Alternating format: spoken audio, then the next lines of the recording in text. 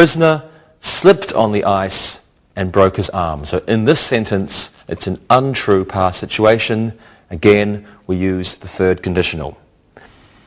So when we're speaking, the auxiliary verbs or the helping verbs are almost always contracted. For example, here, if you'd told me, comma, I would have helped the prisoner. So for speaking, we'd say, if you'd told me, I would have helped the prisoner. Just be careful, it's not I would have, but I would have. If you'd told me, I would have helped the prisoner. That's when we're speaking. Well, let's practice these now. Okay, so do you understand why we use the third conditional? Of course. We use it for things that happen in the past. Great, and do you know what verb tenses we use? We use past perfect in the if clause. We use would have plus past participle in the result clause. Good, so let's try to use this conditional. Rosa, what do you know about Adolf Hitler? He was a bad man.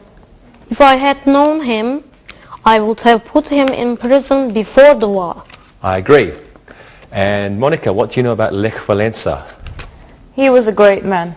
He was in prison too. If I had met him, I would have given him a big kiss.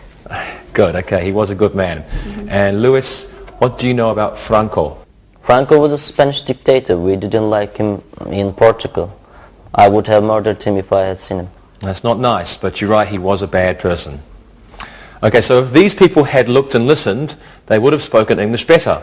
And now it's time for you to look and listen. Look and listen. If I had known the prisoner was a convicted murderer, I would have been more careful. If Manson hadn't gone to prison, more people would have been killed. The arsonist would have burned more buildings if he hadn't gotten arrested. The purse snatcher wouldn't have been caught if he hadn't had a sore foot. Read and repeat.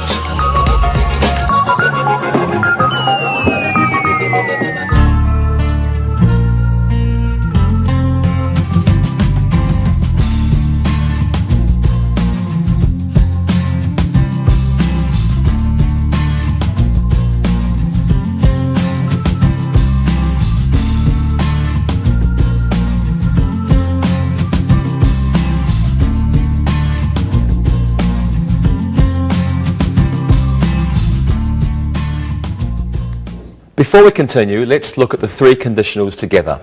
Okay, let's practice all the conditionals. Monica, I have a friend who's in prison. He isn't a bad person. What do you think? Tell me his name, give me his address. If I have enough time, I will write him a letter. I think he'd like that. Lewis, what do you think? I think all prisoners are bad. If he was smart, he wouldn't be in prison. Sorry. Okay, I understand. And Rosa, how about you? I don't know. Maybe he wouldn't have any kind of life if he hadn't had you as a friend. That's very nice, Rosa. Thank you very much, everybody. Okay, so now let's look at the use of progressive verb forms in conditional sentences. Please take a look at these sentences. If it weren't raining now, the prisoners would play basketball in the yard.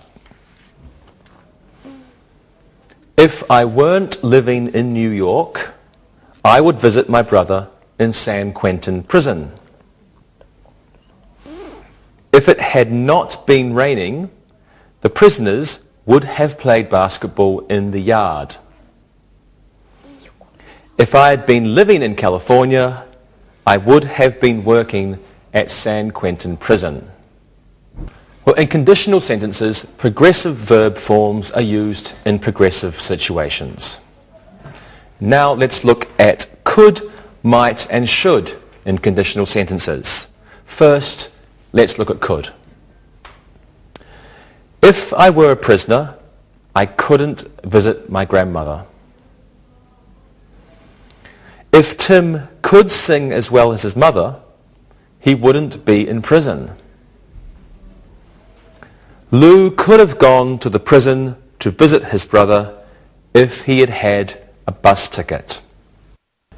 Okay, well in these sentences, could means the ability to do something.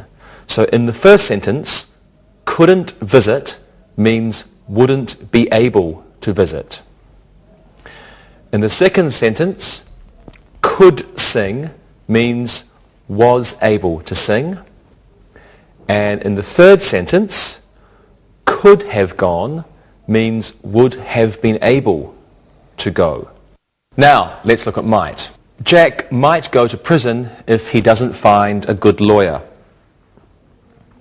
If Henry was a better person, he might not be in prison. If Frank had told me about his shoplifting problem, I might have been able to help him. In these sentences, might refers to possibility. So in the first sentence, might go means maybe he will go. And in the second sentence, might not be means maybe he would not be. And in the third sentence, might have been able to means maybe he would have been able to. And let's finish with a look at should. So, first sentence was should. If the prisoner should call, tell him I will speak with his lawyer tomorrow. If there should be another prison riot, the safety of the guards would be in jeopardy. So in these two sentences, should call and should be indicate a degree of uncertainty or some doubt. Well, let's practice might, could, and should. Okay, so Lewis, what could you do if you were a prisoner? I couldn't do anything if I were a prisoner. I could sit in my cell. I could read books maybe. You're right. And Monica? If I were a prisoner, I might kill myself. If my father had been a prisoner, I would have been very embarrassed. I'm sure you would have been very embarrassed. And Rosa? I don't want to think about it. If a warden or prisoner should call my house, I would scream. I'm sure you would. Thank you very much, everybody. And now, it might be a good idea if you look and listen. Look and listen. I could carry a gun if I were a prison guard. If the police could have found some evidence, they'd have convicted Gary. If the arsonist isn't caught, I might move to a different state. If you were a better pickpocket, you might get rich. Read and repeat.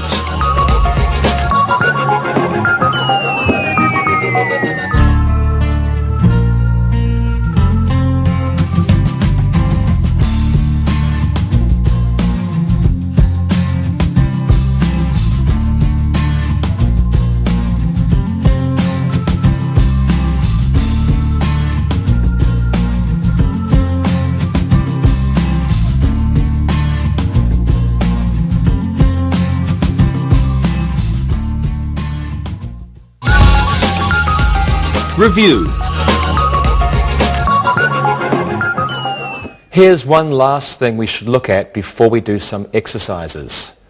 First sentence, have a look at these sentences on your TV screen. Should the prisoner call, please take a message. Had I known, I would have called the jail. Were I you, I wouldn't steal that. So sometimes when we have were, had, past perfect, or should, if isn't used. And in these situations, the subject and the verb are reversed or inverted. Well, now it's time for some exercises.